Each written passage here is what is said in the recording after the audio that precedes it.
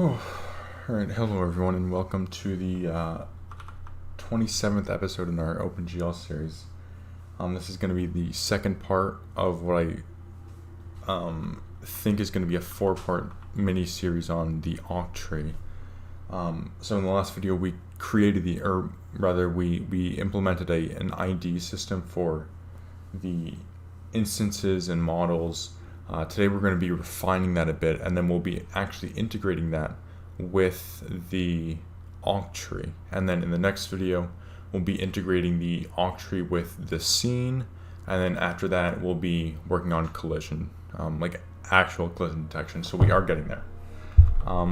So anyway, today the general theme is going to be optimizing this Octree. So we're going to be writing some code that will allow us to keep memory as low as possible, but still keeping it functional, of course. So we're going to do a couple of things. I talked about this in the first Octree video, so we'll be getting to that. But the first thing I want to do is I want to actually copy and paste the try file. So I did this in a oh, that's not supposed to be there. I did this in a programming challenge on Thursday, this try. Let me just show you my desktop. We're just going to be adding this file. I put the link in the description to the to our algorithms folder, because we'll be replacing the map system that we have for the IDs and the maps with a try. And the reason why is because it's more efficient to actually locate an object. Alright, so all you have to do is once you put that file in there, you can just hit refresh and then include in project there. Okay, so next we're going to actually go into the model file, and let me just find my code here, because these commits were a little confusing to look at. Okay, so in model.h, what we're going to want to do is we're going to create an overload of the remove instance function. So we have remove instance with an ID with an index. Now we're going to have a void remove instance with a standard string instance ID. So this will allow us to call an ID, and it will remove the instance using the ID rather than the index. And this will be, we'll be revamping the ID system in just a second. So let's actually just go ahead and implement this real quick. It shouldn't take too long. So let me just find where to put it. Here we go. So this is in the model class, by the way. And all it is, let me just make sure of this. Okay, yeah. All right, so we're gonna say for the instance ID, we're gonna say int idx is equal to get idx. So we're gonna be using the function that we created, instance ID. So we're getting the index of the instance, and then we're gonna say if idx does not equal -1, so if the index actually exists, instances.erase instances.begin plus get, wait, what did I say? Plus idx, sorry. And then we do want to add one other thing there. And then we want to subtract 1 from the current number of instances. So current number of instances minus minus. And then one thing I did forget to do is, or did I leave it there?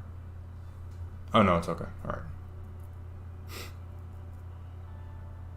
Okay, all right. So that's the model class, and next we're going to look into the scene class and actually change a couple things, because now that we're using a try, we have to revamp the structure of our ID system. So in scene let's go to scene.h real quick. Where is it? It's right here.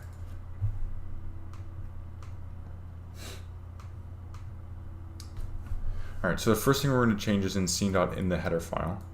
And we're actually going to include the try. So hashtag include algorithm/try.hpp. And we're going to change these two maps to tries.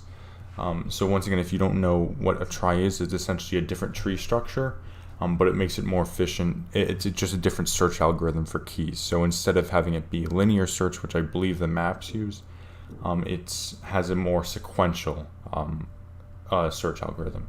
So it's going to be mapping a string, so we don't need to specify that. So we're going to say try : try of modeled pointers. So this is just a declaration that I created in our try class, and then it's just going to be models. And then for here, for the instances, we're going to say, instead of we're just going to have a try of standard string instances. So I'm removing the pair here. So if you remember last time we had a pair where one of the first string was the model ID and the second item was an integer, and that was the index. However, I was mistaken because that index actually, which was changing essentially when like you resize when you resize the list, or when you delete something, that index would actually change. So it was calling it wasn't looking for the right thing. So anyway, that's pretty much that. So next we have to change a couple things. So in scene.cpp, let's start in cleanup. So we're essentially going to be going through each of the instance methods, and we'll be changing them. So the cool thing with the try is that we actually implemented a sort of callback function where you could pass in a callback, a function callback, and it would run that function each time it ran into an element by traversal.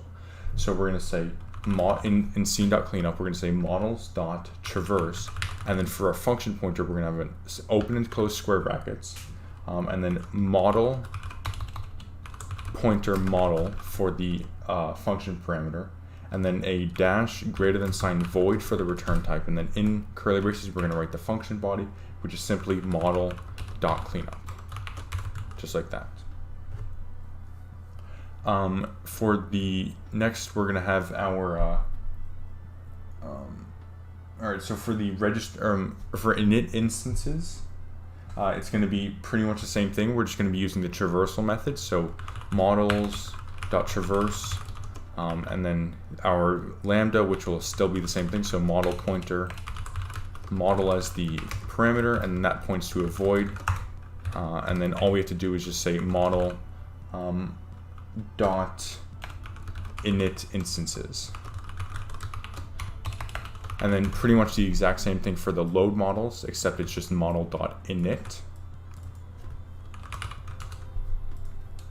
And then that's load models, and then we want to change the next two, which are remove instance, and then I do generate instance too. Or did we? Yeah, okay. So for generate instance, we're going to do something a little weird here. Instead of, here, let me actually just, okay. So in the try, I wasn't able to get this working where you could just have like a square operator and modify the data that way. So we're just gonna have to call the insert method, which actually isn't, which is kind of the goal of it. You're just inserting a model into it. So we're gonna say, instead of instances that ID is equal to the pair, we're gonna say instances.insert, and then we're gonna say ID and then model ID, because we're mapping the instance ID to the model ID that it is an instance of. All right, and then so we did clean up. Did we change register model? Well, I'm very disorganized. And then all right, and then for the remove instance, I think that's the last one. But for remove instance, we're going to change a couple things here. So all we have to say is, so you can actually just delete everything, or Let me just make sure this.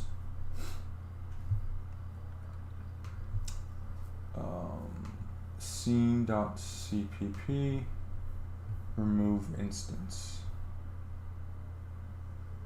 All right, so for remove instance, we're still going to have the same principle of removing it in all locations. So we're going to have the target model string. So the target model ID is going to be instance at instance ID, but this time it's dot model ID. The reason why is because this try here points to instances which have a model ID. And then I did forget to do something, but for rigid body, where is it? For rigid body, it should just be we don't need the model ID to be a pointer. It just can be a regular string, it's fine. So we just changed all those there. And then we'll probably get a couple of runtime errors, but those are pretty simple to change. So there, it's not saving. Instances at instance ID dot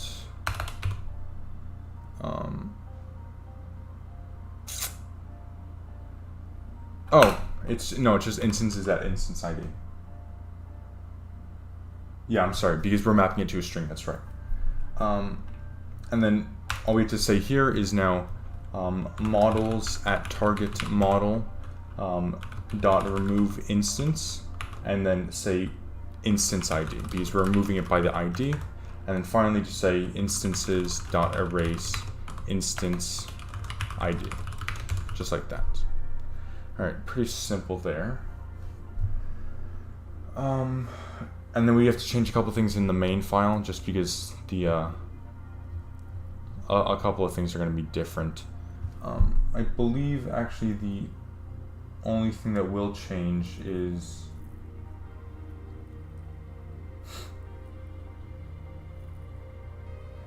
the launch item, because we don't actually have the pair anymore. So rather it's just going to be instead of saying scene.instances.id.second, we're just going to get the index the more accurate way, which is just sphere.getIDX, and we're going to pass in ID and do that for both of them there. And then I'll build this and run it and make sure that everything is working well. All right, I think we are going to get a couple of errors because I forgot to do a couple things. Yeah. Initialize the list to, okay. Yeah. So that's just there. Okay. Yeah, so I think you may have missed it, but I changed the instance ID. So oh shit. STD unhandled exception.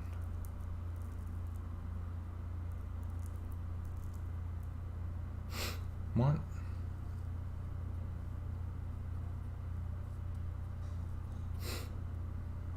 I'm confused. Oh, it just doesn't.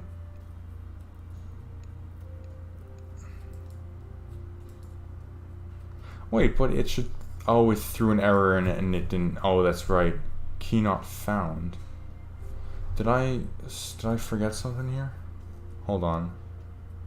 I may have forgotten something in the. Let's see. We register the model. Generate instance, so that gets an index.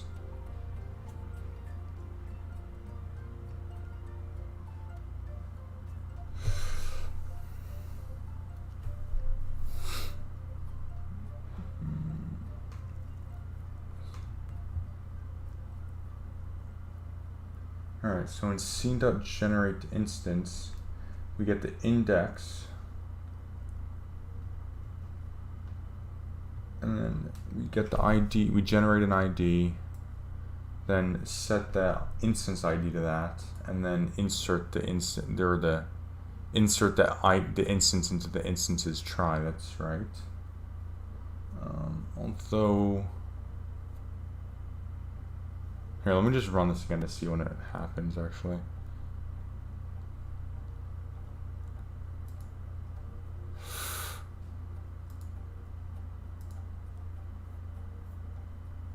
Is it here? It might be generated instance. No, it's not.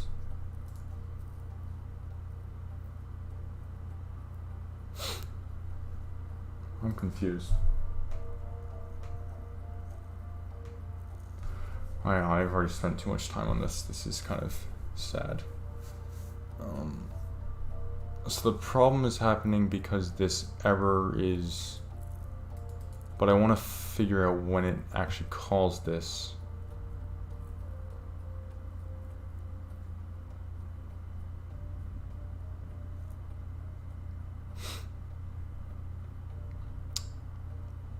Alright, so what new locate is it in? Well, no, it's not. Alright, so it's not in generate instance. Is it in register model? Oh, yeah. Register model we have to change. So, like I said, it's not gonna find it, the operator brackets. They don't, the square operator brackets, you can't really overload them like you can do in a map. Although I think I could add it, but for now we just have to say models dot insert and then model dot ID and then model. So this is in scene.register model. Yeah, we just had to change that one function to account for the new data structure. So let's run this. All right, so it should be all good. Nice launch stuff. Looking good. Yeah, that looks about 10. And I did realize something actually. With our removal thing, when we say if it's greater than 250 units away, we actually can't see that because the maximum thing on our camera is actually 100. So we would have to extend it to 250 if we wanted to see that. But that's something for another time. Okay, so that's the integrating the try. So next, I'm going to introduce a topic called instance switches. So if you remember, I was talking about the optimizations in the Octree, and I was talking about how we would have to account for objects that moved or that were dead. That was just blunt as shit, but whatever. So the way we're going to do that is we're actually going to have a couple of switches to kind of account or to store this data. So the way we're going to do that is we're going to go into we're going to start in rigidbody.h actually, and we're going to do a couple of things here. So let me just see. Okay. So we're going to have in rigidbody.h we're going to define a couple of states here. So we're going to do these via macros like we did for the model, I believe. So we're going to say hashtag define instance underscore dead, and then we're going to cast it to an unsigned char, and then 0b, and then so 1, so 7 zeros and then a 1, so 1 2 3 4 5 6 7 1, and then define instance moved unsigned char 0b 0 0 0 0 0 1 0, just like that. So once again, they're going in that cascading order, increasing cascading. And then we have to store these in the rigid body, so we're going to say unsigned char state, and then we want to initialize state as 0 in rigidbody.cpp. So this is just simply done with adding that to the initialize list there. So, oh yeah, state to 0. Okay, pretty simple on that end. And so, though it's going to be a little complicated if we have to get the index every time from the model list. So what we're going to do is we're actually going to update the try to just point to a model or a rigid body pointer. So let's start in model.h, and we're going to when did I put this in here? Oh yeah. So we're going to start in model.h, and we're going to update the type of the instance list to a rigid body pointer rather than just a rigid body. And this way we'll be able to update it, and it will be shown across all of the instances of this rigid body here. Not instances of the object, instances of this rigid body. Hold on a second.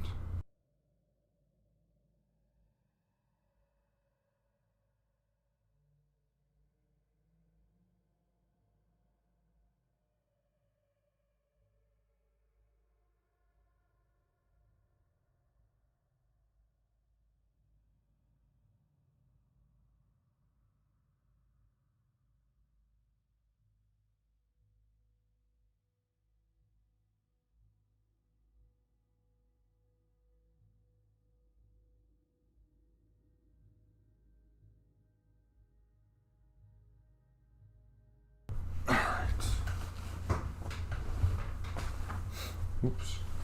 I don't want to see my server hacking the Department of Defense there.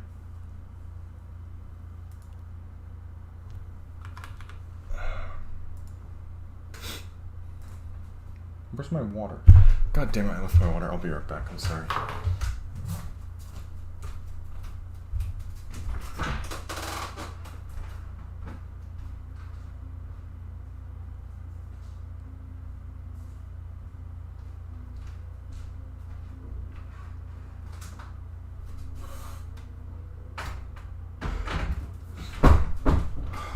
Don't worry, we are off to a rocky start.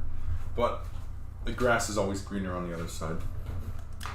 I just combined two statements that should not be combined. Alright, so we left off at the model. So once again, we're just updating the type of the instance list in model to a rigid body. So next thing we want to do is we want to update the return type of a generate instance.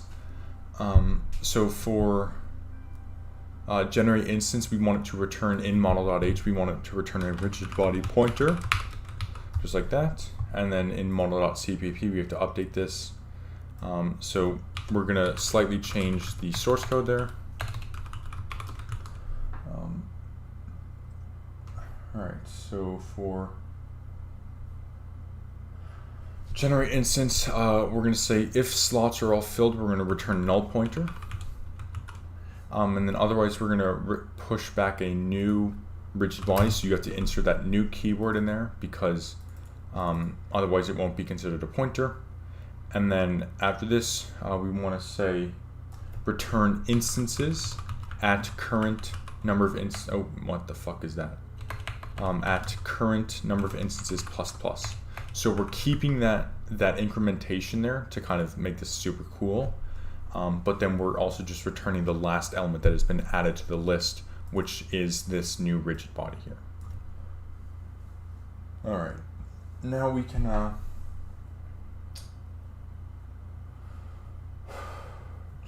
generate instance. All right, and then we just have to change a couple of other things because we changed the type.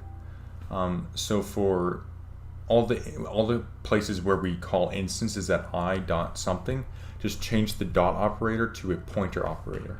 Whatever I forget what the pointer dot operator is called. So that's in render when we, or init instances when we set the positions and the sizes. It's also in get IDX. Well, we just have to change the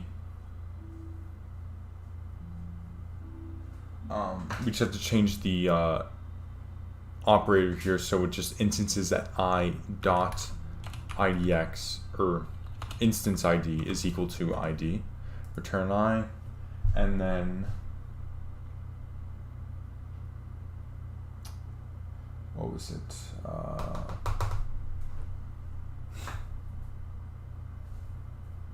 Get instance, init instance. Oh, did we do init instance? What? I can't even read my handwriting here. Hold on.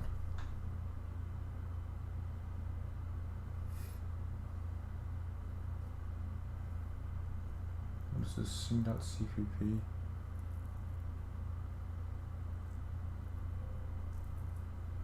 I'm sorry, I'm very disorganized today. Model. Generate instance, yeah, we changed the return type. And then for the functions, we changed generate instance, yes. And then we init instances, we changed that. And then remove instance. So where's remove instance? Is that even in this?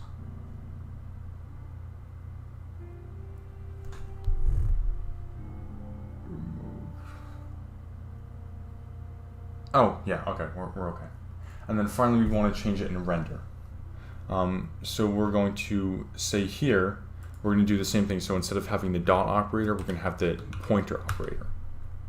So instances that I dot update, and then instances that I dot position, and instances that I dot size. So this is in model dot render. And then we're actually going to be making use of the states here. So we're going to, in the same render function, we're going to say if do update, we want to activate the moved state. So what we're going to say is states activate, and then we're going to pass in a reference to instances at I dot state, and then the state that we're going to activate is instance moved. So that macro that we defined in rigidBody.h there. So this macro right here, we're essentially just activating it here. And otherwise, we're just going to say states dot deactivate, a reference to instances at I dot state and instance moved. So the same way we're going to be implementing the moved, we're actually going to be we're actually going to be adding a system to mark an item for deletion. I know, it's dark shit, isn't it? All right, so let's go back into scene. Let's hop back into scene rather. I even forgot to do that. Son of a bitch. I'm sorry, I completely forgot to do that. So in scene, we want to update the instance try to map to a rigid body pointer, because once again, it's not efficient to have to go looking for the index every time if we can just go to the pointer. We also want to have a list. So this list will store the items that will be deleted during each render. So we're going to say standard vector of rigid body pointer. Let me just find it real quick. Instances to delete. You can call it another name. That's just how I'm going to call it right now. So we're just going to create a list during each iteration of the loop, and this list will store the instances that we are to delete at the end of each iteration. Oops.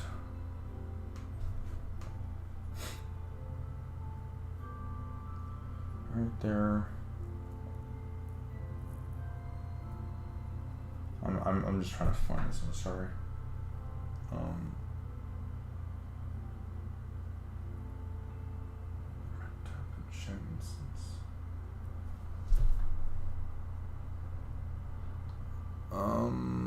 I'm just trying to find my shit. Okay. Alright, so next thing that I want to do is I want to update the return type of generate instance. So just make it a rigid body pointer. Simple as that. And we'll be updating that too. And then for where is it? Scene.h rigid body generate instance. Alright, let me just find this real quick. Remove instance. Okay. And then along with updating that, we're going to add two new methods. Oh, this is so good. We're going to add the two methods that will allow us to control this deletion list here. So the first one is going to be void mark for deletion. And we're going to pass in standard string instance ID.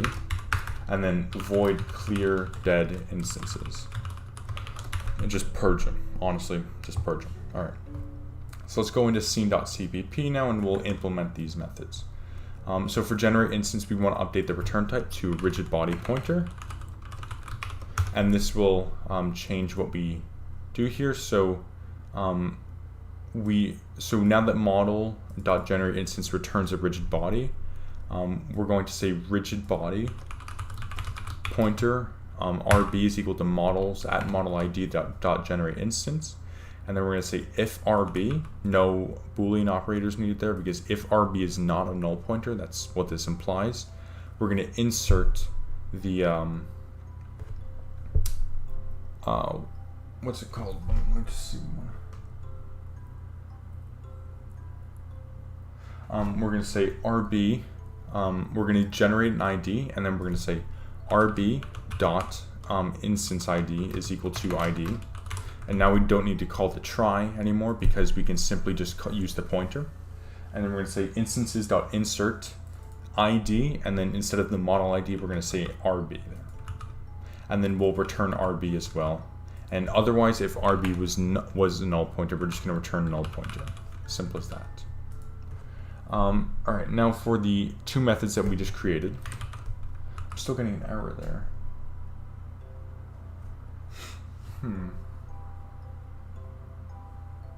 Okay, so for remove instance, we want to update two lines now.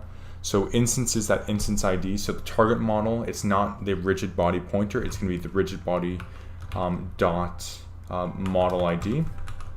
And then after here, what we just want to say is instance, what is it? Instances at instance ID is equal to null pointer. So the reason why we have to write this line here is because erase doesn't know that the type of the try is a pointer, so it can't say data is equal to null pointer for the goal element. So we just have to code that in ourselves, because otherwise it's not going to be deleted. Yeah, so just those two lines that will be updated there. And then finally we want to put the new methods in here, so just write these right now.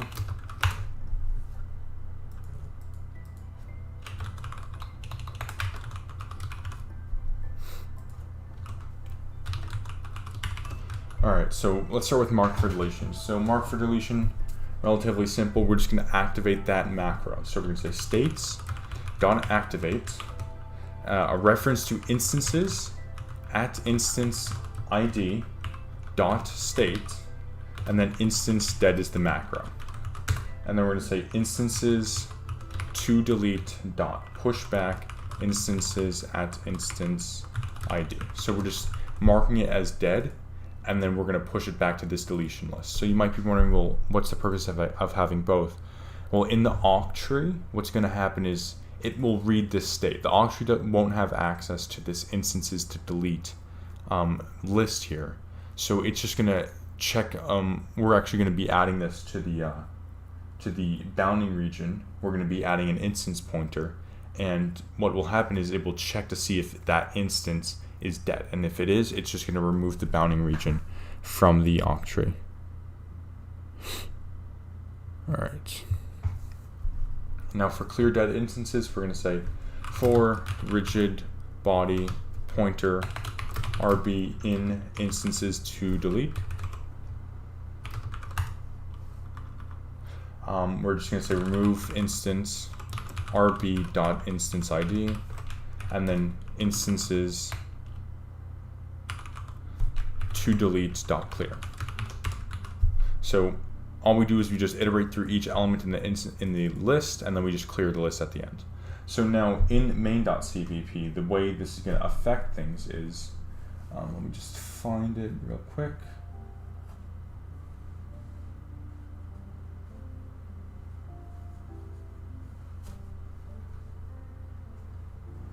Let me actually just go to model, or just the main file. Okay, so here, instead of when we go and try and find objects there are the spheres to delete, we're not gonna create that stack and remove them right away. We're gonna do something different now. Well, first we have to say sphere dot so just change the dot operator there. So you can get rid of the stack of remove objects, first of all. And instead of pushing it to the remove object stack, what we're going to say is scene.mark for deletion, and then we're going to say sphere.instances at i.instance ID. So we're marking this specific instance for deletion. We're going to, yeah, that's essentially it. And then it will be automatically cleaned out when we say at the end of each loop scene.clear dead instances. I'm actually going to call this before scene.newFrame. So essentially the order is you accumulate all the objects that you want to delete or that you want to clear from the memory, and then you delete them, and then you get a new frame. So it's essentially like that. And once again, the reason why we have the switch for deletion is so that the Octree can process that they have been deleted, in fact. Alright, so we have one error here in main.cpp. It's just the, 1 second.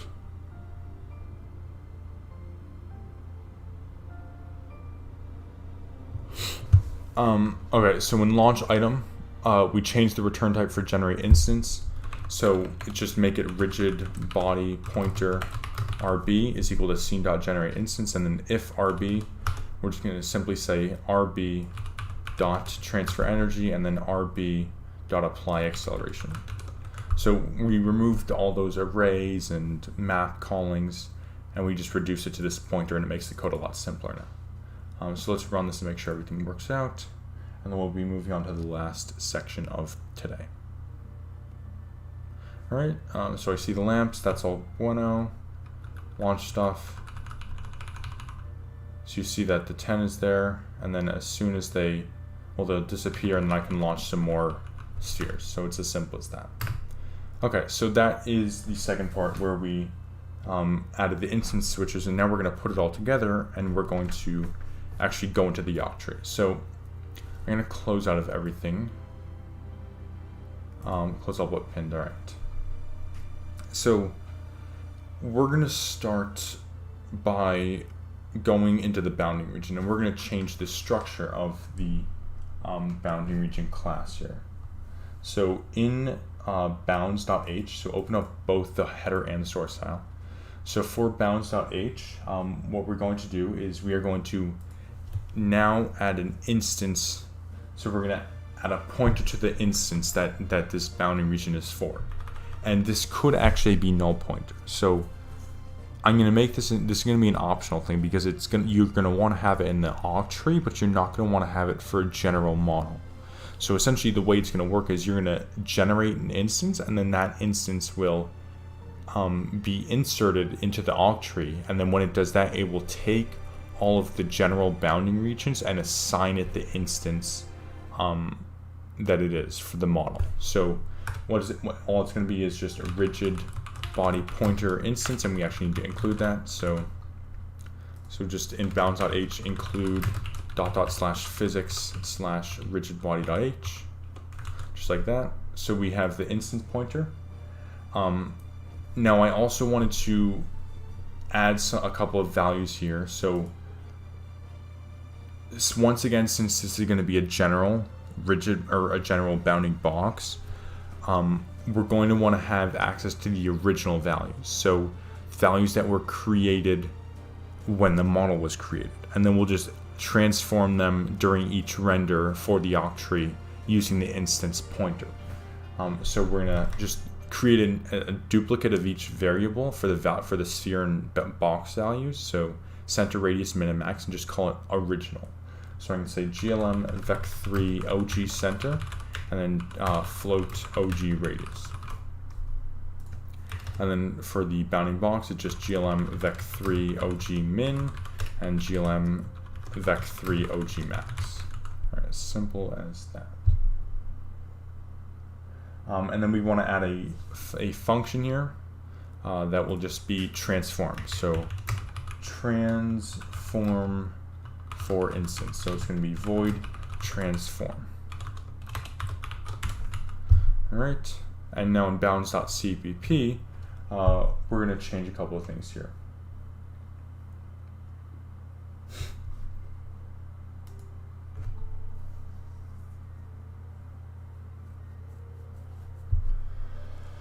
Alright, so in the constructors, we want to initialize the original values along with the updated values. So we're going to say, for the sphere initialization, we want to say OG center is initialized to center, and OG radius is initialized to radius. And it's the same thing for the min and max on the bounding region. So OG min goes to min, and OG max goes to max. Just like that. Now for the transform, it shouldn't be too much. It's just, we're essentially going to be applying the same transformations that we do for the models. So we're going to say if instance, so if the instance exists, if we have data to actually transform, make sure you put your tag there.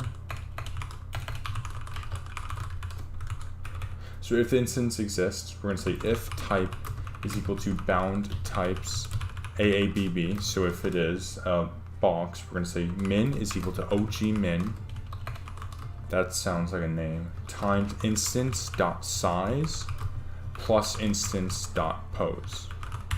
So simple as, I mean, this is pretty much what we were doing in the shaders actually with the frag position. This is the exact same thing. Next, we're going to say max equal to OG max times instance.size plus instance.pose, just like that. And then if it's a sphere, what we want to say is center. We're going to transform the center now is equal to OG center times instance.size plus instance dot pose, and then radius is equal to OG radius times instance dot size dot x. Now the reason why we can't just say instance dot size is because radius is a scalar value, not a vector. It only has one value, not 3 for a 3D vector. Okay, there we go. Now we actually have to account for this when we create the bounding regions. So go back into model.h, and we're actually going to store a separate list of the bounding regions. So under where we have a list of meshes, we're going to say standard vector bounding region bounding regions. And the reason why we're doing this is just because so it's easier to access all the bounding regions from the model. Okay, let me just find where this is. So we just have the list there. And now we need to update the source code actually. So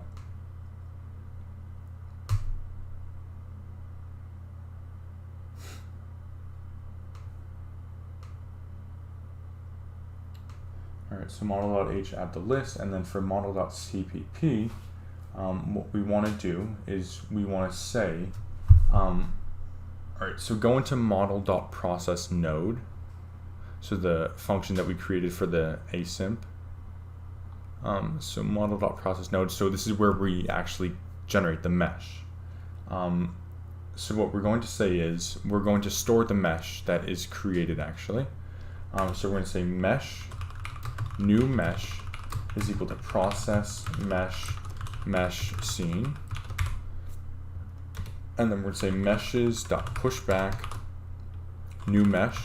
And then what we also want to push back the bounding region. So we're going to say bounding regions dot pushback new mesh dot region or dot br.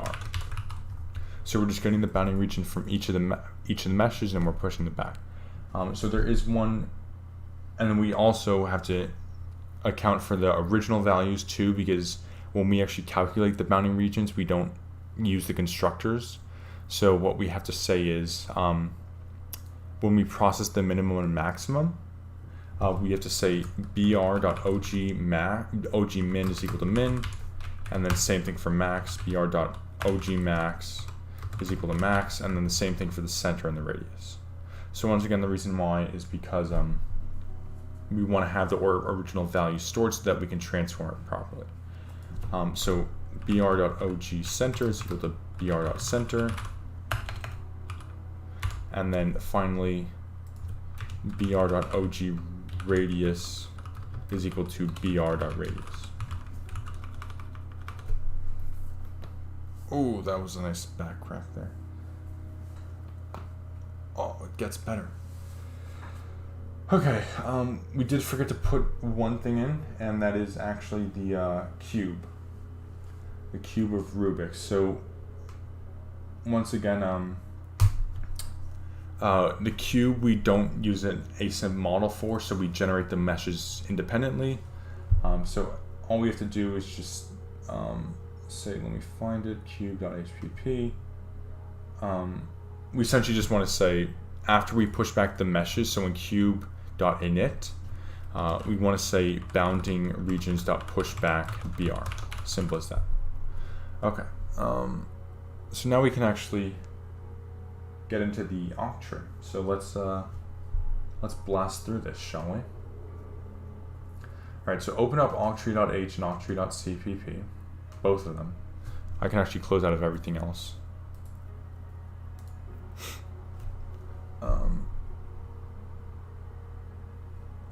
Okay.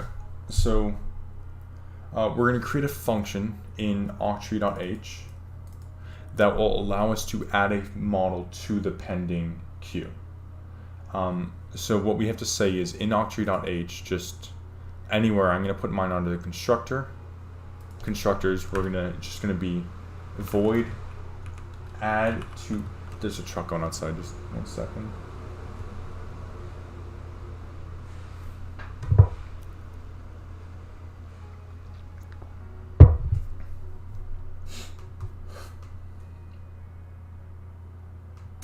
Okay, so this function is going to be called add to pending, and it's going to do exactly what it says. It's going to add a model to a pending, or add an instance to the pending queue. So we're going to pass in a rigid body instance and a try model pointer. So this is the model, or this is the try for the model, and then we're just going to have a pointer to that so we don't have to copy it. Models. So what this is doing is we actually have to include try as well. So what this function is going to do, and then we have to include model too. Don't know why we haven't, but just like that. Okay. So what this function will do is it will take the instance and it will add all of the models of its models rigid bodies, a new rigid body for each instance to the actual thing. So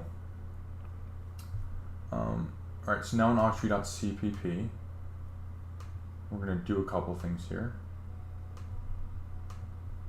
All right, so let's start with this new function, add to pending. So let me just copy the definition. I'm going to put it in right here. Okay, so essentially we're going to be getting all the bounding regions of the model, and we're going to be putting them into the queue. So we're going to say for bounding region br in models at instance dot model ID dot bounding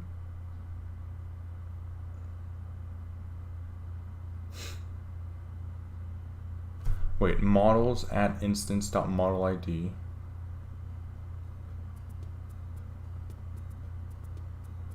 I don't know if this can be a pointer actually.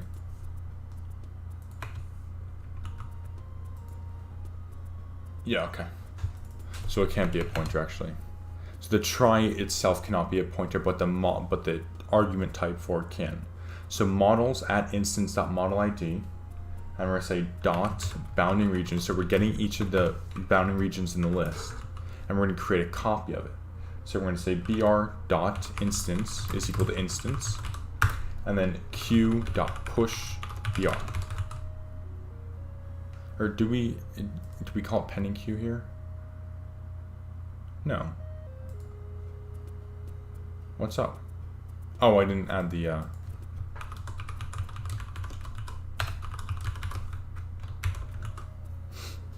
and then what we also want to do is just transform the thing. So br.transform.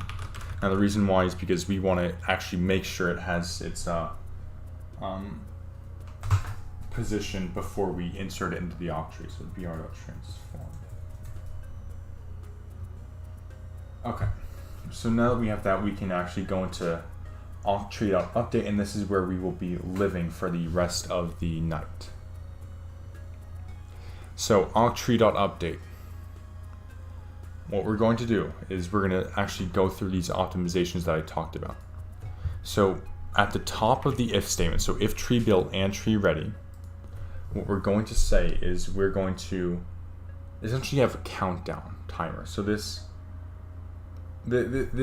countdown timer is essentially like how many iterations can a leaf go through before it dies. So just before it burns and dies.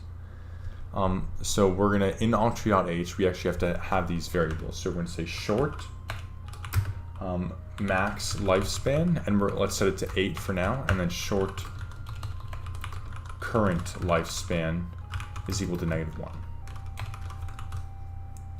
So these are just values that we'll use to store the lifespan of the Octree, of this leaf rather, of the node. So now in the update method, so in Octree oh, this is, what the fuck is this? There we go. Oh my god, it's been so long since I've heard this, bro. Oh my god. I just completely took a deviation, I'm sorry, but you just got to appreciate it, bro.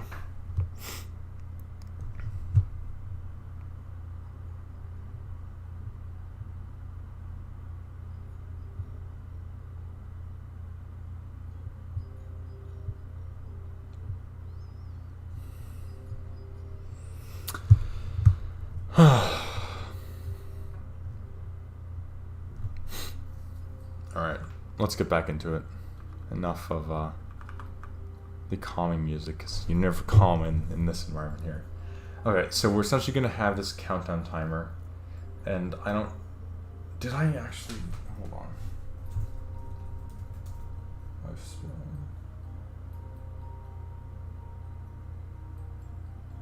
Oh, okay. We're all good. Alright, perfect. So the way we're going to do it is we're going to start the countdown timer if there are no objects. So if no object occupies this certain node, we're going to have this timer that will kind of store how long the node has left to live before it's deleted and purged from the memory. So we're going to say if objects.size is equal to 0, so if there are no objects, we're going to say if not has children, so if there are no children, once again, so if there are no objects in it and it doesn't have any active children, we're gonna say if current lifespan is equal to -1, so this is the initial check, so initial check, then we're just going to set it to the max lifespan, so current lifespan is equal to max lifespan. And then next we're going to say else if current lifespan is greater than 0, so it cannot be 0, we're just going to decrement it. So current lifespan minus.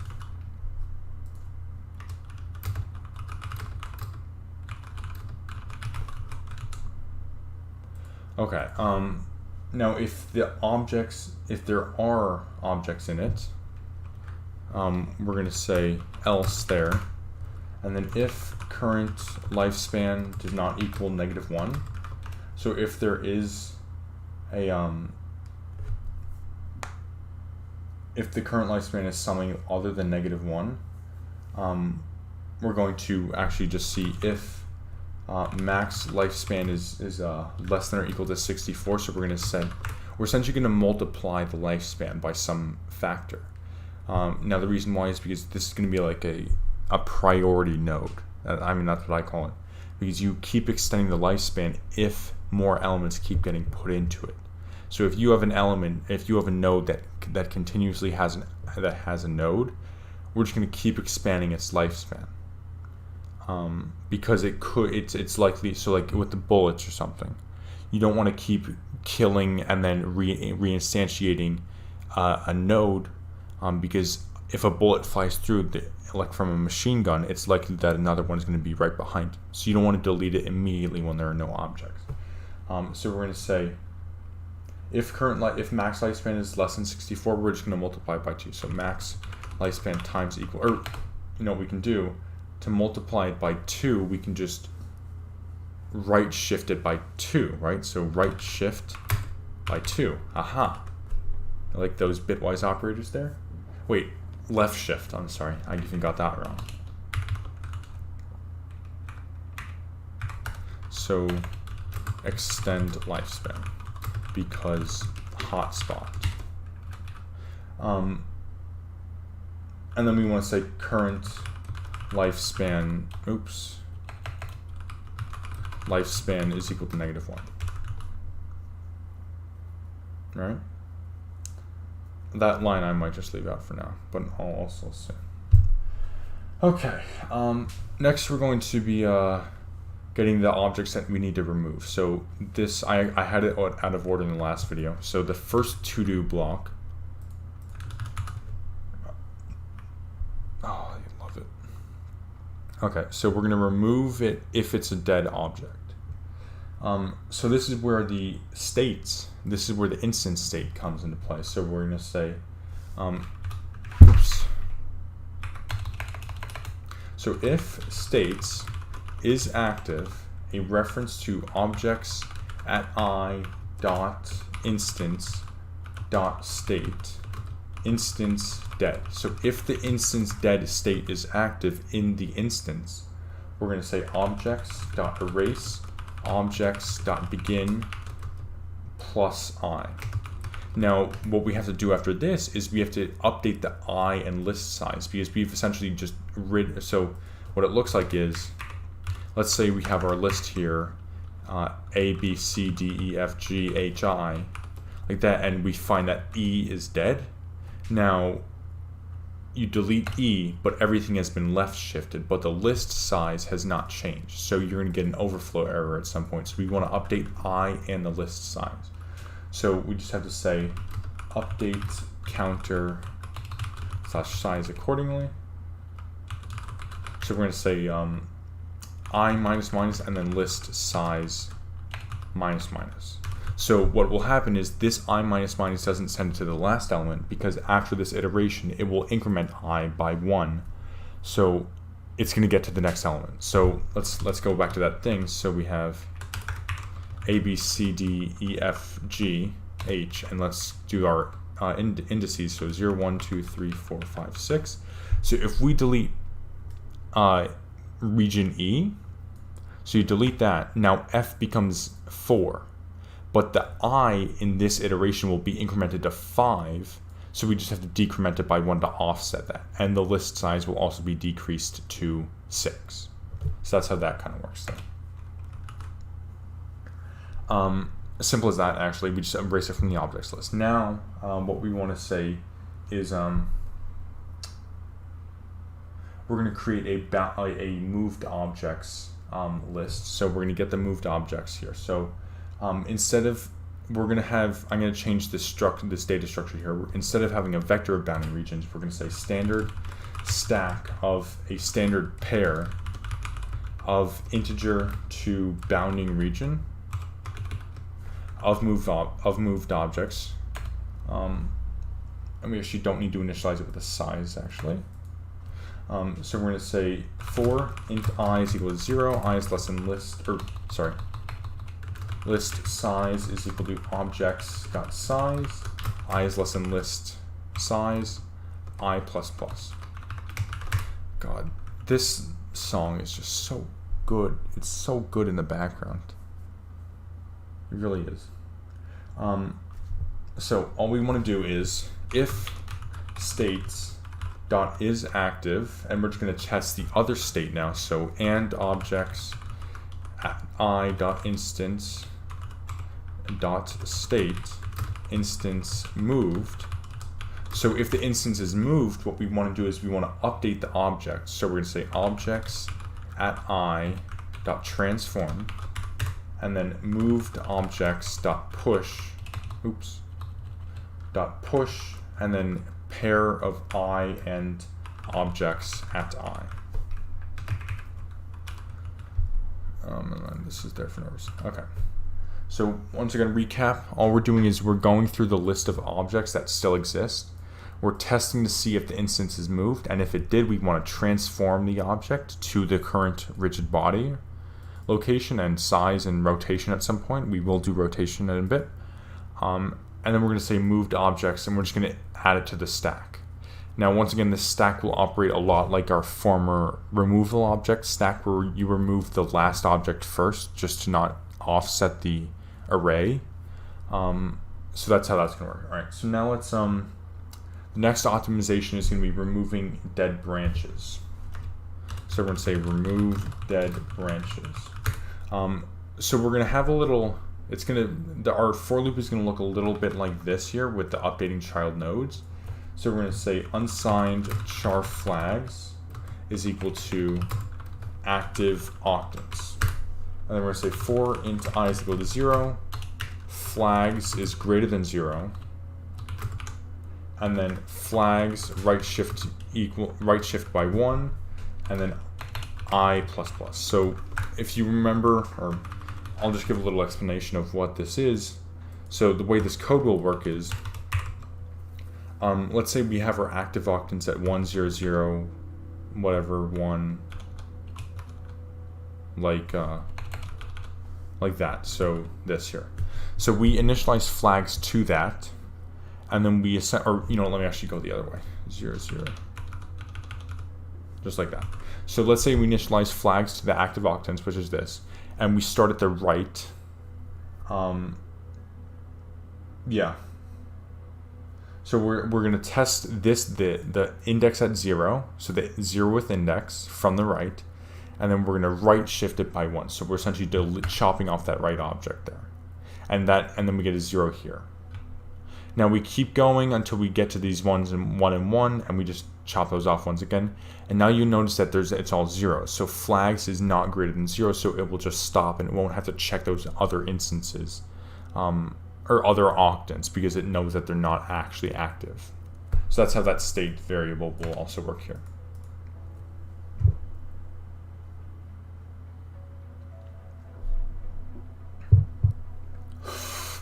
All right. Okay. So what we're going to do now in this loop actually is we're going to say if state is index active, and then we're going to say reference to flags and 0. So if the 0th index is active and children at I dot current lifespan is equal to 0. So if the lifespan of the current child that exists is 0, so active and run out of time, we're going to say if children at I dot objects dot size is greater than 0. So if it still has objects in it, we're just going to reset to the max lifespan. So we're just going to say branch is dead but has children, so reset. So the way we're going to do this is just children at I dot current lifespan is equal to -1. So what that will do is it will go back here in the next update, and it sees, oh, current lifespan is equal to -1, so we just set it to the max. And we can actually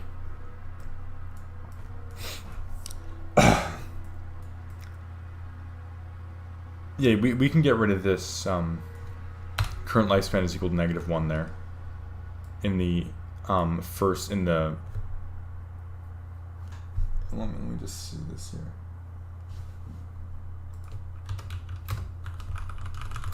So where we set the countdown timers here and in all the max lifespans and stuff, we can actually just delete this current lifespan set here, because it will count down to 0 automatically. And then once it sees that, it's going to just multiply it by 2, and then it will set it to the max lifespan. Okay.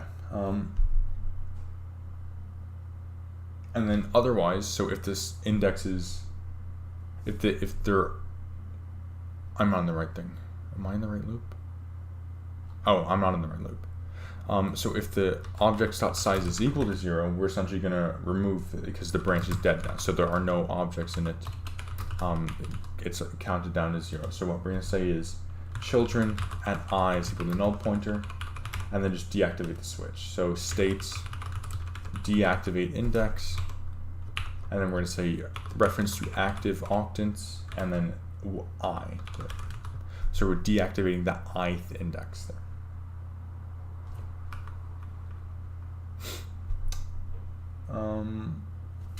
Okay, so that's removing the dead branches. And then we have to change a couple things in updating the child nodes, I think, or let me actually just see if this is still the same. If children, all right, so updating the child nodes is actually the same.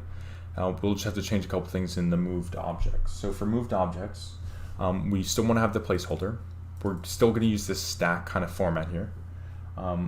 But instead of having this moved objects at 0, what we're going to say is, we're going to set the object to the top object in the stack. So we're going to say moved object is equal to moved objects dot top dot second, just like that. This all stays the same here, and now this at the end of the iteration is where stuff is going to change a bit. So we're going to say, we can actually just delete that code before the collision detection. We're going to say, so once finished, we're going to remove from objects list. We're going to remove from moved objects stack, and then insert into the found region. So we're going to say objects.erase objects.begin plus, and now this is the reason why we used a pair, so we can store the index without having to get it.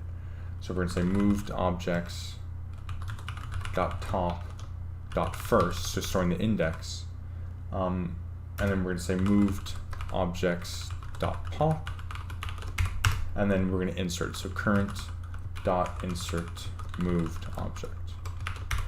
All right, so now we can build this and just make sure there's no errors. We may get an error, 1 or 2. Yeah, okay. What the hell? Oh, I just mistyped a character.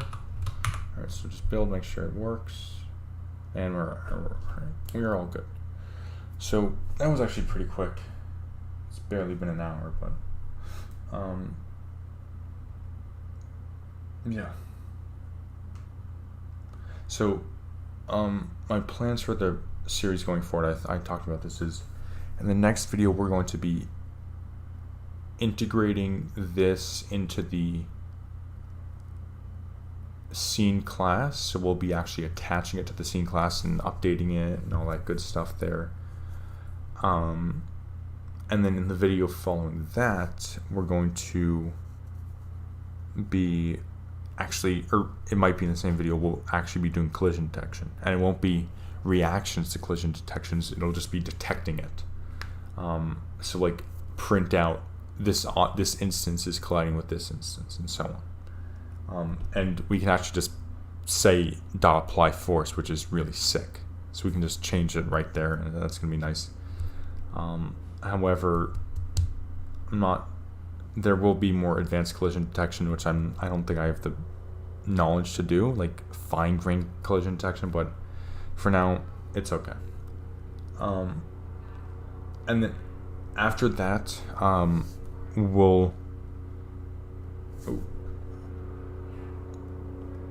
then finally after that, I'll be creating a video a non-stream video just to explain everything, because I myself have gotten lost often, so I just want to create a video where is that a helicopter? Oh god, what the fuck? Okay, that's fine. Where I can just go through the algorithms, piece them all together, and I'll try and create a PowerPoint to kind of map them together and kind of put them together visually, so that you guys can kind of know what's going on without having to follow along with my shitty code. But anyway, until next time, I will see you then. On Thursday, I am going to be doing something different. I'm going to be doing a Electron.js programming challenge, and that'll be exciting. So until then, I will see you guys on Thursday.